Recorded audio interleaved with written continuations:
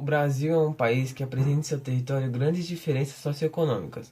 Algumas áreas são mais privilegiadas por aspectos naturais e por políticas de investimento em infraestrutura, fatos que promovem um processo industrial mais avançado em determinadas regiões. Uma das principais ferramentas para se obter o padrão de qualidade de vida de algum lugar é através de seu IDH. A média de anos de estudo dos adultos, a quantidade de anos esperados para o estudo, a esperança de vida e a renda per capita são critérios para calcular o IDH de uma região. Para analisarmos a desigualdade no Brasil, basta apenas comparar os IDHs de cada estado.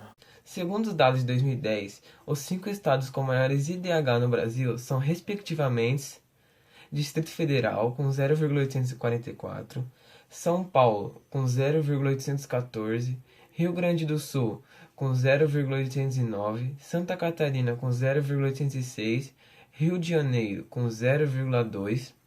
Situando-se na faixa de alto desenvolvimento humano, todos os demais encontram-se na categoria de médio desenvolvimento humano. Os 5 IDH mais baixos são Alagoas com 0,633, Maranhão com 0,647, Piauí com 0,673, Paraíba com 0,678 e Sergipe com 0,687. De acordo com os dados apresentados anteriormente, vimos que os índices de desenvolvimento humano são bem diferentes em regiões dos estados da União. Por exemplo, estados da região Nordeste são mais, vamos dizer assim, o IDH são mais baixos, né? Os IDHs são mais baixos. Enquanto como Sudeste, Sul e Centro-Oeste tem os IDHs mais altos. Mas isso não quer dizer, por exemplo, que no Nordeste só há pobre e no Sudeste, Centro-Oeste e Sul só há ricos. Na verdade, há pobres e ricos em todos os lugares. E o que acontece também em questão à região Centro-Sul, mais ou menos assim, é que elas se desenvolveram economicamente após o Nordeste, né? Então, são mais industrializados lá e não houve tanto uso assim de mão de obra escrava, além de lá se fixar o maior contingente de imigrantes, tendo uma presença marcante de etnias brancas. Bem, qual é o problema desses IDHs baixos? O índice de desenvolvimento humano.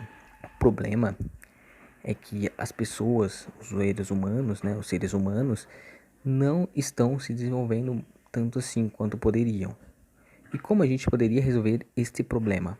Logicamente, deixando as pessoas livres para resolver os seus próprios problemas, somente com livre mercado, exclusão de CLT e de Bolsa Família, porque esses programas assistencialistas só vai prejudicar a economia local, porque agora o povo não vai querer mais saber de trabalhar, vai querer saber de querer um Bolsa Família, vai querer saber assim, se eu tô recebendo aqui no Bolsa Família, vai, sei lá, R$ 200, por que que eu vou trabalhar por R$ 300 e vou perder meu Bolsa Família? Eu não vou fazer isso.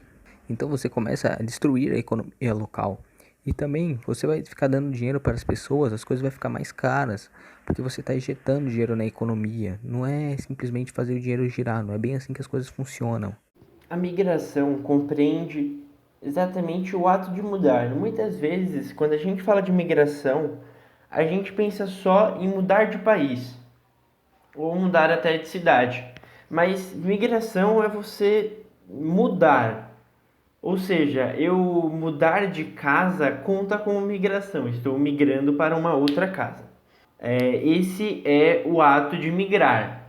Para tirar esse mito que migrar é só mudar de país, ou de estado, ou de cidade.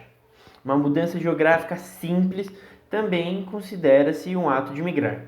A migração internacional, aí sim é o ato de mudar de país. A migração internacional é a mudança com destino para outros países.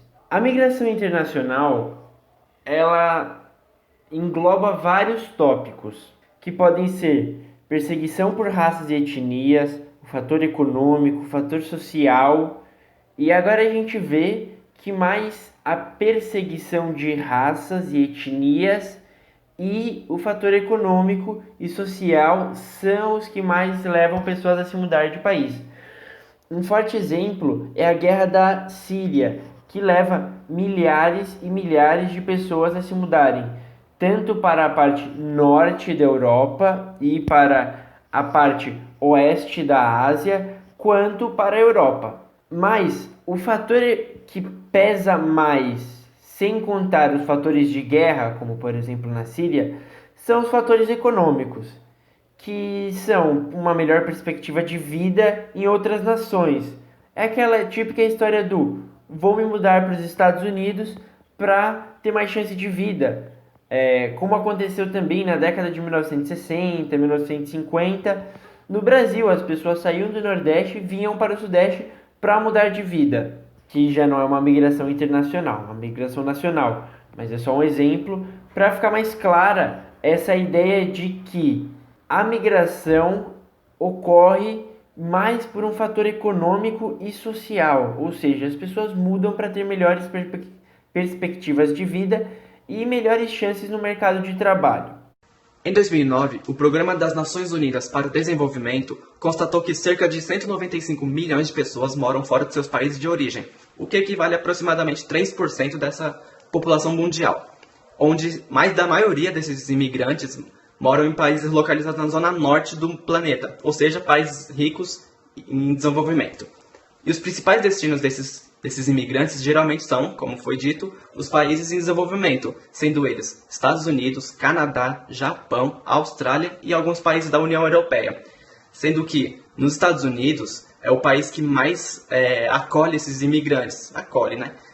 Onde, desses 195 milhões de pessoas, cerca de 40 milhões residem lá nos Estados Unidos. A migração internacional promove uma série de problemas socioeconômicos.